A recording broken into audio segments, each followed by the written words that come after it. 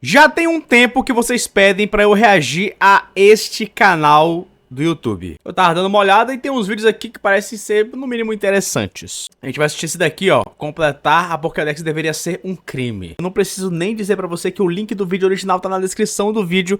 Que você vai conferir aqui é o meu react, a minha opinião sobre a opinião deste brother. Então, a Pokédex sempre foi um bagulho meio esquisito. Eu sempre tive a impressão de que ela foi escrita por Mas por que é esquisito? Ah, a descrição, tem descrição que é uma merda mesmo. uma criança de 10 anos. Por exemplo, a descrição do MacCargo diz que a sua temperatura corporal é de 18.000 graus Fahrenheit. Tem coisa que não faz sentido mesmo. Tipo, isso daqui é muito... Tipo, como que esse cara não acabou com o planeta Terra ainda? Caraca, tá ligado? Dá aproximadamente aí uns 10.000 graus Celsius, eu acho. Eu não faço a menor ideia por que tá descrito em Fahrenheit, já que quase ninguém usa isso como medida. Que eu me lembre só os Estados Unidos e a Libéria, talvez. Pouco importa. Se esse bicho andasse por aí com seus 10.000 graus, o ar queimaria, as estradas derreteriam e... Isso, imagina vários, entendeu? Tá ligado? Como é que você... Tá ligado? Vai lidar com uma parada dessa? Pessoas e animais seriam evaporados. Por uma medida de comparação, a lava vulcânica, que é composta basicamente por rocha e metais derretidos, tem uma temperatura média estimada entre 800 a 1.200 graus. E esse é só um bichinho comum, ele não é raro ou lendário ou único. Existem centenas de milhares de Slugmas e MacCargos andando por aí. A gente até recebe um ovinho no Soul Silver. Sem contar também que na quarta geração nós temos que literalmente capturar Deus. Mas hoje... Realmente, né, mano? falaremos sobre a primeira geração. Não porque ela é melhor ou alguma doideira nostálgica. O motivo é que supostamente ela é a mais simples. A primeira Pokédex é composta por 150 espécies. O professor Oak nos entrega esse maravilhoso dispositivo e nós saímos pelo mundo em busca de aventuras. Certo. Mas qual o problema aqui? Bom, se a gente parar pra pensar, tem algumas doideiras nessa lista. A primeira delas são as iniciais. A gente pega um, o nosso rival pega o outro, e o terceiro fica largado na mesa pra... Eu sempre fiquei pensativo nisso também, porque o terceiro fica lá. Ué, por que não dá pra alguém? Ou por que a gente não pode pegar, pelo menos depois que zera, tá ligado? Sei lá, alguma coisa assim. Tudo sempre. Também temos 3 espécies ameaçadas de extinção, 2 criaturas artificiais, 5 que já foram extintas, 10 aves que controlam o clima e a criatura mais abusivamente forte que existe. Começando pelo Feito mais pelo simples, ser humano. a gente tem o Kangaskhan. O canguru só pode ser... Mano, realmente, o Kangaskhan, se você parar pra pensar, é um pouco louco, né? Porque... E esse filhinho dele? Como é que é? encontrado na Safari Zone, que é algo como uma área de preservação ambiental. E você pode capturar ele, hein? Mas você pode pagar pra entrar e destruir tudo. É tipo a Amazônia. Se não me engano, os únicos que têm um Kangaskhan são Giovanni, que é o líder da máfia internacional e traficante de animais silvestres, e um carinha do ginásio dele. Bom, eu não preciso dizer que tirar uma espécie em perigo de extinção do seu habitat é um problema, mas... a pior parte disso tudo é que não é nem um pouco necessário. Como a gente pode ver aqui, tem um Kangaskhanzinho em exibição no zoológico de Fúcsia. Então ele pode ser estudado sem ser removido. Mas nós capturamos um de qualquer jeito. O caso da Chansey é complicado, porque apesar de ser extremamente rara, todo centro Pokémon tem um. Então, apesar de existirem real, né, mano? poucas, aparentemente elas estão sendo reproduzidas de forma controlada. Agora o Lapras, irmão, o Lapras é um problema. Diferentemente do Kangaskhan e da Chansey, que só estão com a sua população extremamente reduzida, o Lapras na primeira geração ele tá verdadeiramente à beira da extinção. Caraca! A gente tem um em Fúcsia, um sendo mantido em segredo no laboratório. E aí você recebe ele ainda, né? Da Silphico, que é uma das empresas mais ricas do mundo e a desenvolvedora da Master Ball, e uma com a Lorelai, que mais tarde a gente descobre que vivia numa caverna de gelo no meio do oceano. Então a gente tem esse bicho, que só tem 2 espécimes conhecidos, um sendo usado como atração de zoológico e outro usado como animal de briga. Não parece ser a melhor forma de preservar uma espécie. Em seguida a gente tem um caso esquisito, que é o Mr. Mime. A gente só tem acesso a um. O pai do Ash, né, mano?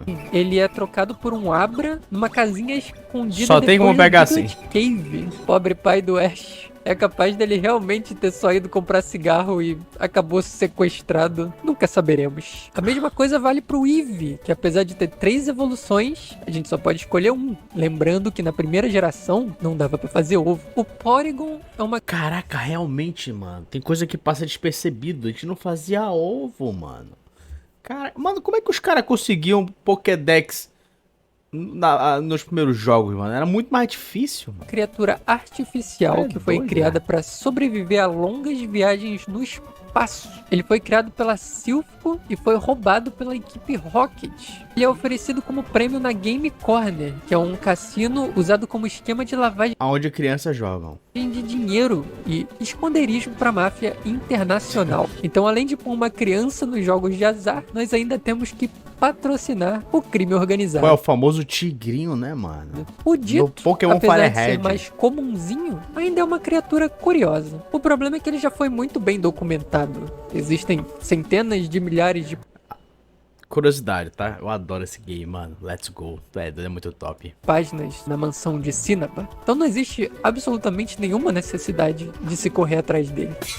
Omanite, Omastar, Kabuto, Kabutops e Aerodactyl. E aí? Eles estão literalmente extintos há Sim. milhares de anos, talvez milhões.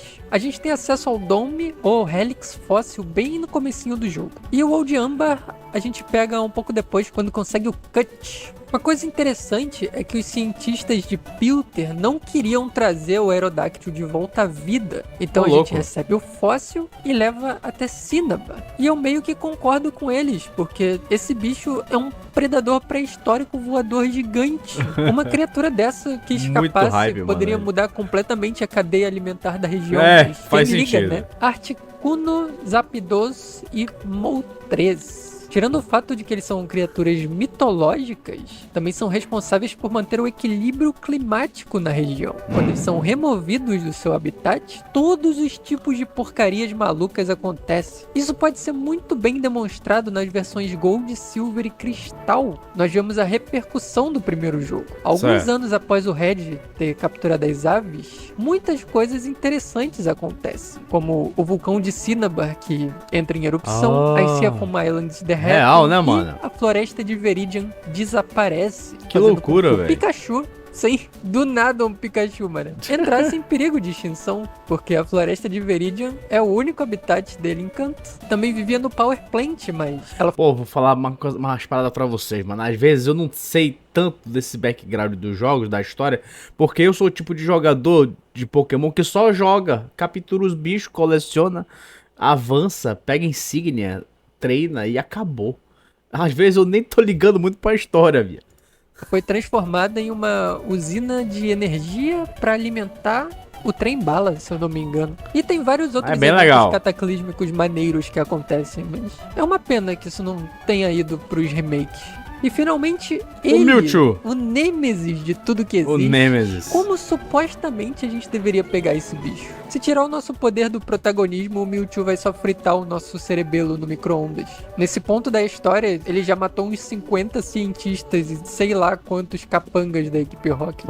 Mas, ei, manda uma criança, tudo vai ficar bem, eu acho. E agora você deve estar se perguntando, Nonsensgate, mas não são zendo Zinguenda Bugimons, são zendo Zinguendenhum. Sim. Cara, o Mew é uma criatura praticamente folclórica. Existem vários livros e lendas antigaças sobre o bicho, mas ninguém nunca nem viu. E a equipe Rocket fez o Mewtwo tentando Pois criar é. o Mew. Inclusive um nome extremamente criativo, né? Mew Vocês 2. dizem que os novos Pokémons são problemáticos.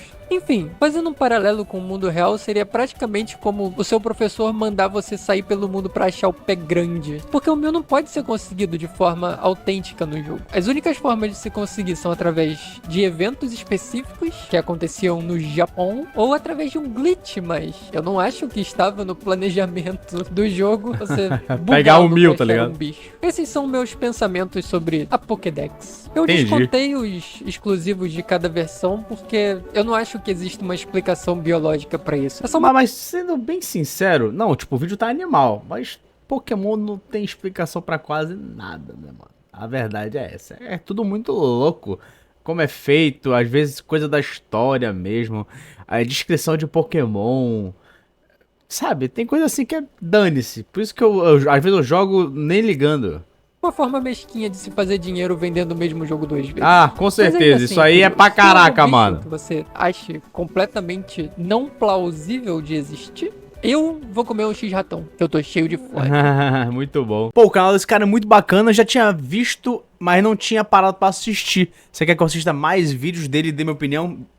Comenta aí. Valeu, falou, até mais. Pode ir. Tchau.